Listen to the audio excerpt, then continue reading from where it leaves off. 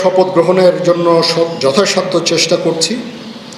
একটা প্রস্তাব ছিল বিকালে করার, বিকালে খুব টাইট হয়ে যেতে পারে কি উনি 2:10-এর দিকে হয়তো এখানে আসবেন, এটা মেবি ভেরি টাইট। আমরা হয়তো তাইলে রাত্রেবেলা রাত 8টার দিকে করতে পারি, হয়তো 400 জন লোকের উপস্থিতি এখানে থাকবে। এই পরিসরে আমরা শপথ গ্রহণের অনুষ্ঠান ইনশাল্লাহ করব। ভাবলাম যে কি পরিস্থিতি হচ্ছে এই ব্যাপারগুলো নিয়ে আপনাদের সাথে আবার একটু কথা বলি। কিছুক্ষণ আগে আমি আমার কমান্ডারদের সাথে, জিওসিসদের সাথে কথা বলেছি। পরিস্থিতি এখন অনেক উন্নতি হচ্ছে, আস্তে আস্তে ধীরে ধীরে আমার ধারণা যে 3-4 দিনের মধ্যে পরিস্থিতি স্বাভাবিক পর্যায়ে চলে আসবে। তবে যারা এই সমস্ত অপরাধ করেছে তাদেরকে আমরা ছাড় দিব না, অবশ্যই তাদেরকে তাদের বিরুদ্ধে আইন ব্যবস্থা গ্রহণ করা হবে। আপনারা দেখতে পাচ্ছেন আমার সাথে 2 নেভি চিফ এবং এয়ার চিফ আছেন, আমরা একসাথে কাজ করছি। কিছুক্ষণ আগে আমার প্রফেসর ইউনুসের সাথেও কথা হয়েছে, ওনার সাথে কথা বলে আমার খুব ভালো লাগলো। আমার কাছে মনে হয়েছে উনি অত্যন্ত আগ্রহী এই কাজটা করার জন্য, এবং আমি নিশ্চিত যে উনি আমাদেরকে একটা সুন্দর গণতান্ত্রিক প্রক্রিয়ায় আমাদের নিয়ে যেতে সক্ষম হবেন এবং আমরা এ থেকে উপকৃত হব। আর আমি দেখলাম যে স্টুডেন্ট এবং ভলেন্টিয়ার্সরা অত্যন্ত চমৎকার কাজ করছে। যেহেতু এখন ট্রাফিক পুলিশ ছিল না, তারা ট্রাফিকিংয়ের কাজ করছে, বিভিন্ন রাস্তা পরিষ্কার করা, যে সমস্ত ভ্যান্ডালাইজেশন হয়েছে যে সমস্ত স্থাপনাগুলোতে, ওগুলোকে পরিষ্কার করা। আমরা অত্যন্ত আনন্দিত যে তারা এই ভালো কাজগুলো চালিয়ে যাচ্ছে। আমি তাদেরকে অনুরোধ করব যে এই ভালো কাজগুলো যেন তারা চালিয়ে যায় এবং বিভিন্ন জায়গায় ঢাকার বাইরে যে সমস্ত লুটতরাজ অপরাধ সংগঠিত হচ্ছে ওগুলো প্রতিহত করার জন্য আমি তাদেরকে অনুরোধ করেছিলাম এবং তারা সেই কাজও করছে, এবং আমি নিশ্চিত যে আমরা সবাই মিলে একটা সুন্দর আবার স্বাভাবিক পরিস্থিতিতে আমরা ফেরত চলে আসতে পারব।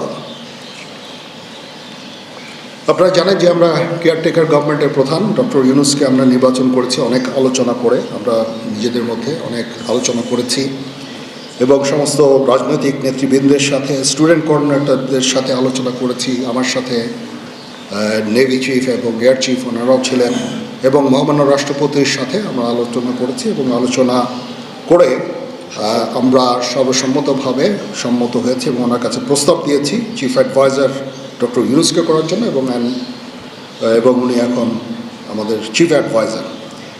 কালকে আসবেন, কালকে হয়তো দুপুরে উনি এসে পৌঁছাবেন, আমি ওনাকে রিসিভ করতে যাব। আমরা ওনাকে সর্বতোভাবে সহায়তা করব।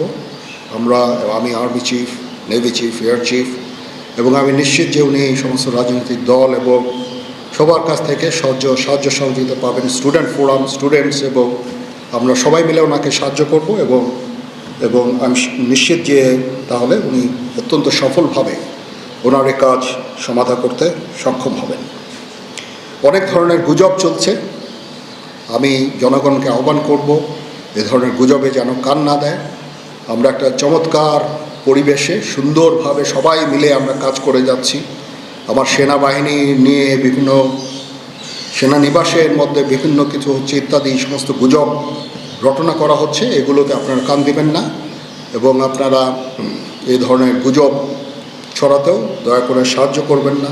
আমি জানি সবাই এটা ইচ্ছা করে করেন না, হয়তো আউট অফ প্যানিক আপনারা এটা করেন। এই জিনিসটা থেকে নিবৃত্ত থাকলে এটা ভালো হবে, এবং আরেকজনকে কোনো নিশ্চিত না হয়ে কাউকে এ ধরনের কোনো খবর সংবাদ আপনারা দেওয়া থেকে বিরত থাকবেন, তাহলে এটা আমাদেরকে সাহায্য করবে।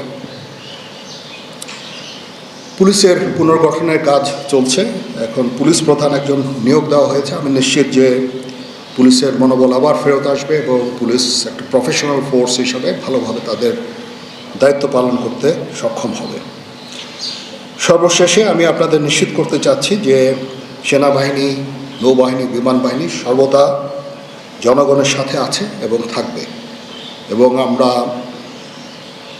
কাজ করে যাব, পাশাপাশি সবার সাথে মিলে কাজ করে যাব, এবং আমরা একটা সুন্দর ভবিষ্যতের দিকে যেতে পারবো, ভবিষ্যতে পৌঁছাতে পারবো বলে আমি বিশ্বাস রাখি।